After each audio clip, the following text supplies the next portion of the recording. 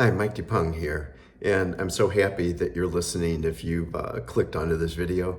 And I would assume that you're here because you care about your own soul, because you care about healing, because you have big questions, or maybe it's just that you need some affirmation and encouragement about things. You really, encouragement always helps, affirmation sometimes help, but to heal, you don't need any of that. It's all within. And so I'm going to share just things that are on my heart today.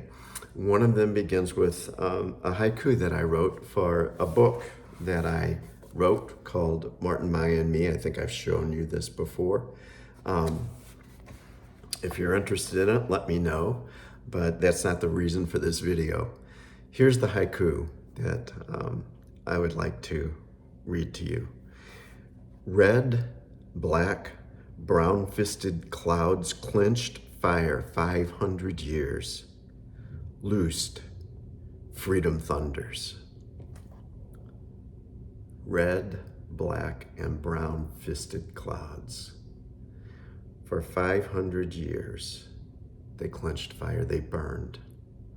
And then they're loosed because forces of healing and that work in individuals and in society have come about to bring forth loosing. They're not completely those fists though aren't completely unclenched. But whenever it happens, every time it happens, there are peals of thunder. And there's a little bit of caution involved in this that I wrote. And part of that caution exists in this. Fire can be a very dangerous thing, but only when it's used in ego, not if it's used in heart. We need fire. We need the elements. We need fire in particular to help loose what we need, because fire can reduce to ashes, but fire can also recombine and bring beauty from the ashes. Fire is one of the most powerful elements. It's part of the divine masculine. And we need this balance in our healing journeys for the divine masculine and the divine feminine. I know that I've needed it. I know that when I work, when I make videos, when I write, the primary energy that's working in me is the part of me that is the divine feminine. And there are reasons for that I may talk about sometime. But the divine masculine is there because masculine has that balancing effect, and we need it to drive change, to drive action, to drive healing in some cases. And as I thought about this, I knew that I wanted to share this haiku because things that are going on in society now are really powerful. Things are changing. I see the disruption and the breaking down of a white patriarchy. This has been going on for a long time, for many millennia actually, and it's the divine feminine that's needed. I'm not going into characteristics of it, but I will say this: change is coming. And that's been said many times over the years, but this is a more essential change. It's a change from the energy that has driven and formatted and formed a patriarchal society that favors white people in particular, especially in America, and other cultures, even though they may be primarily populated by various racial qualities and characteristics or cultural qualities and characteristics. It seems like so many have fallen into, in the past 100 years or so, have fallen into this thing of, we want to be like America or Americans. We want to be wealthy. We want to be rich. It doesn't matter. The difference is going to be the dissolution of that. And it's going to take, and fire is already operating to cause this dissolution, this breakdown. And what's going to replace it is something that's going to be radically different. That which is characterized by the energy of the divine feminine. And let's look a little bit at what that means. And because I want to just go through some of the cards. I use the Mystical Shaman Oracle deck that I like to use personally. And a couple hours ago, I shuffled the cards and I was just like, what is it that people who listen in might want to know, that might benefit them, that might help them to just think? And 4 cards came out. And I want to share those 4 cards with you and kind of where I see them fitting in. The very first card that came out, I'm going to do them in the order that they came out because I think the order is kind of beautiful, especially since the very first one talks about the things I've already talked about, and it is fire. Look at that card closely, very closely. You can see the image within a globe of some sort. You can see the image of what looks like a human, probably a man. But right in the middle of these fiery arms, maybe fists of fire that have been clenched, what modifies, regulates, what keeps the fire from destroying? There's a heart right there. It's fire from the heart. So it's not fire of destruction. We're angry and we're going to destroy, and it's only right and it's only fair, and we need to destroy whatever it is that you might be thinking. We need fire for our own transformation. We need the fire of the divine masculine regulated by heart energy, not ego. Ego says, I have a right. I need to be protected. I need to get revenge. I need to have recompense for all that I've suffered. What you need to have is love for yourself. Love that burns away that which is not useful to you, that has been constructed by ego, and then lift all of your being up, including an ego that is now in its place, that has now been stripped of the facades, of the energies, of the layers that ego has formed, and they've been burned away, that were created in order to protect us. We realize we don't need it. All we need is fire of our own hearts.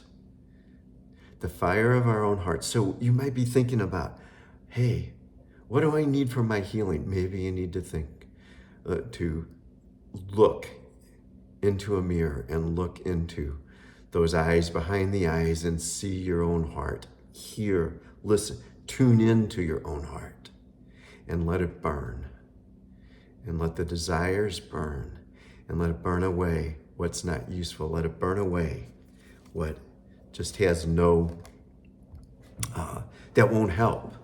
It will only make for anger. And sometimes there's anger that needs to be expressed, and rightly so. But anger, especially at self or at some supposed enemies, that doesn't lead us to love. Anger can lead to love, but anger that doesn't lead to love, that just destroys and leaves it there, leaves the rubble, leaves the ashes, that kind of fire is not helpful. But do we ever need the divine masculine fire that comes from heart, that says, this is what I want, this is my passion, I want to express and be who I am?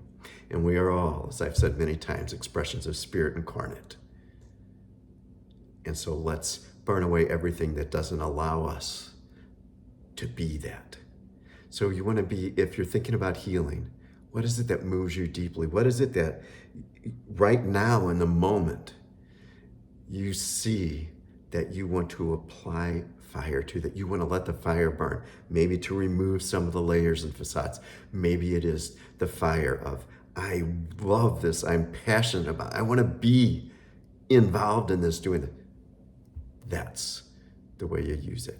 See how it lands with you. See what you think. The next card that I drew that came out, I didn't draw it, it came out, was this card, that of the Luminous Warrior. And what a beautiful card this is. Again, the energy from this to me says the Divine Masculine. But I want you to notice something again about the balance. Look here. These are like symbols of the moon, even a new moon like we have coming up. In the gut, what is the action driven by? But the overall force, the light, the luminous warrior, the light, is here, big sun right behind his head. And it illuminates all that he is. And the colors, the sun brings out the colors that are just from him being him, from you being you, from me being me.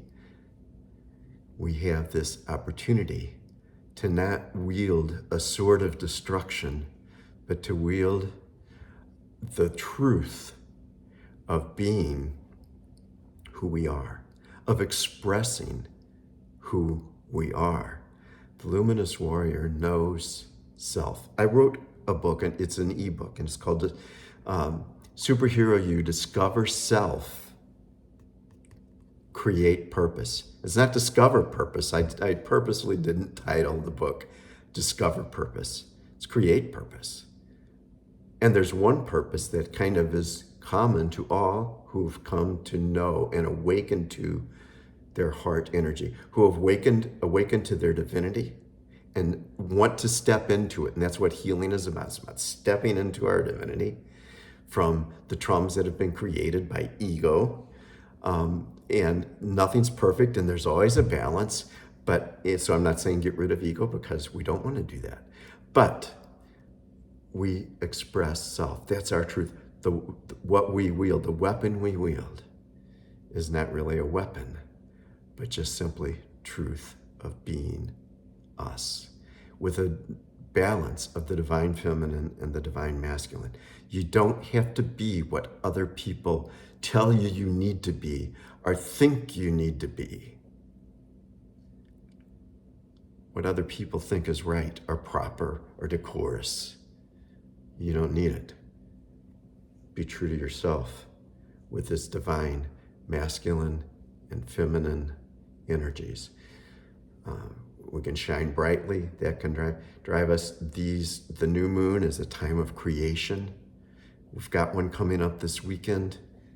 Enter into it. If you're looking for healing, maybe this card speaks to you. See what it says. See what your heart says about this for you.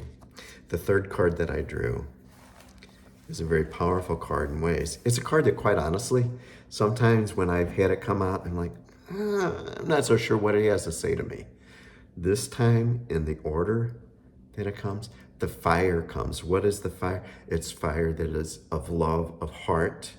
And it's the divine masculine. And then the luminous warrior came out.